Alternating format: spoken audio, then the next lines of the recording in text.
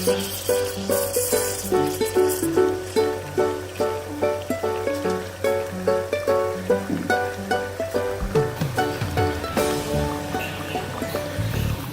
to Teaching Brewed.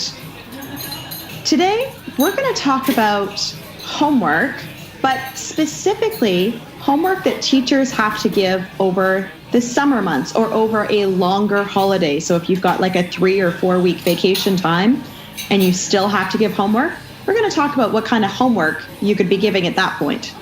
Yeah. Now, I know some of you guys may be starting to think about this now as we're kind of approaching that time of year. So just kind of bear in mind what we're about to say is suggestions. And a lot of schools have policies that kind of require them to do certain things. So, and whether you have the opinion that you should give it or not is often not up to you. This is true.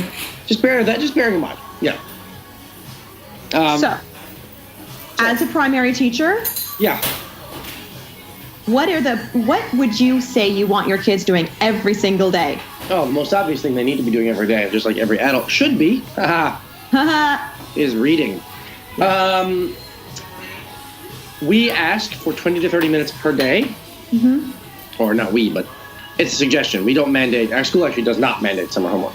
But 20 to 30 minutes per day. And typically what I do is I generate a reading list from where the kid's reading level is at the current time. And so it's very differentiated. So I end up giving out, I'd say about 6 or 7 different reading lists to parents.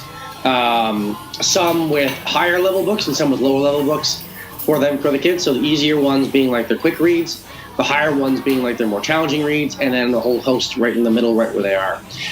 That way they have the option to grow. They have the option to kind of have a nice, relaxing, easy book to read, but they can also be challenging themselves. That's the very, very first thing I'll do.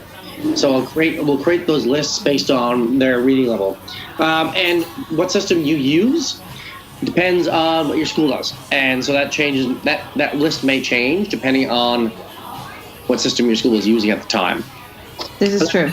And if you're not sure about what system your school uses, you can do what my parents were taught to do when I was going through school, and that is open up the book to the first page, and if there are 5 words that you're not sure of, it's going to be a challenging read.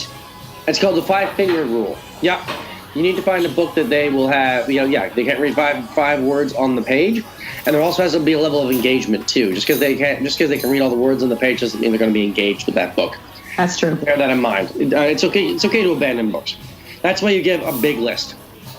There's also city libraries often have summer programs where they'll say, hey, come on in and read 3 fiction books and 2 nonfiction books and 1 biography, and they'll have a suggested list, and it may even be gamified where you get something if you complete all of the books. Right. Don't ignore your public libraries. Support your public libraries. I know people are going down the e-reading hole a lot. Yep. I personally don't. I love a crisp book in my hand. Yes. But I know a lot of people are, so, City libraries, they do often have ebooks. They do. My mom takes her Kobo down, and she loads up her Kobo at the city library. Point of clarification, Kobo is an e-reader that is Canadian. Yes. Yay, Canada. Canada. Anyways, and so once you kind of get on the reading homework, typically for math, I won't give packets or worksheets. I find that a bit mundane, and kids kind of grunt and groan at it too. So do the teachers. I know, it's also it's a massive waste of it. It's not environmentally friendly to do that either. I will go the route of Khan Academy or some other online teaching program, like Cool Math Games. Cool Math Games. There's a lot of websites you can use here. I use Khan Academy simply because it goes through lessons and then gives you a quiz, and you can reinforce previously taught learning. And there's a way you can create a class underneath it, and you can track their progress. Even though they're not in your class anymore, it's good to know. It's good to do that. And it doesn't need to be strictly math. No. It could be something like code.org, which will reinforce math's concepts without actually teaching you math directly. Right. And if you have some kids who may have missed some of the concepts in the year, the summer work online may be a great chance to reinforce those skills. That way they don't forget them or lose them throughout the summer and have to be, re-engaged. Just having them engaged in your day-to-day activities, which involve maths. Oh, yeah. Go grocery shopping. How much money do we need in order to pay for the dinner that we've got in our cart? Or even crazier, get the kids to pay for things. Like when they're up to the cash register, they figure it out and they pay for it. Now, I guess that can be different with the advent of a credit card. Yeah. You just give the credit card and, there you go. Apple Pay. Mommy, it doesn't take my fingerprint. No, but, it's if you're paying with cash, or I encourage you to do things where you pay with cash. That way they have to learn kind of that addition subtraction part. Cooking. Get them to cook. Yeah. Having to figure out all those measurements. Oh, yeah. Cooking or build something that you're doing. Like maybe you bought something from IKEA. Yep. Build it together. The step-by-step instructions. There's measurements. There's certain bolts. There's visual cues. That's kind of a form of, hands-on coding. Or just go buy a bunch of wood and nails and build something. Yeah. So much fun. Really engage it. Like build a chair together.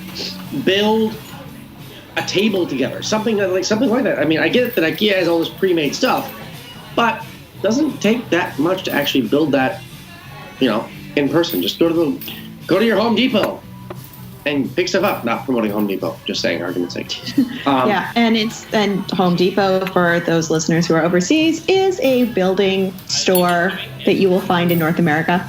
Yeah, think of it like the Costco of building stores. Okay, yeah, because I think most of the world is now familiar with Costco. And visual arts, drawing, doodling. Go drawing, go sketching, go take pictures of things. Yeah. Oh, as a kid, my first camera was probably about 8 when I got it. Yeah, same here. And well, actually that had some maths involved too, because I had to purchase my film and purchase my developing. So I had to figure out which kind of film I wanted where I could also still afford the developing afterwards. Yeah. I mean, there's a lot of stuff you can do. Social studies, read the news. Yeah. Really. Like Time for Kids, Newsella, all 2 great websites for kids that focus on the news and they make it more kid-friendly. So look at the news. And in terms of music, so simple in the summertime. Go listen to the buskers. Go down to the park where they've got, a music festival going on. Support local musicians. Doesn't have to be stuff that the kids like. It could be one of those things where you go down and you're sitting just for 5-10 minutes. And if the kids don't like it, just get them to explain what is it that they're not liking. The high sounds, the low sounds, all of this helps them develop their music vocabulary. Think through the music instead of just blanket listening. And then checking out the local universities. They often do summer camps, makerspace, coding, sports stuff. They do it as kind of a community outreach thing. So, yeah, take a look for those. All right, so those are your main fields for the summer homework.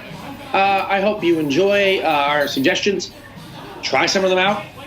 Even if your school doesn't mandate summer homework, just giving some of these suggestions to parents may help them out. And they don't make anything mandatory because if you don't have to, don't make it mandatory and see where they go with it. Yes, absolutely. Quality family time. Exactly. All right, folks, enjoy your day. Have a great one. Bye.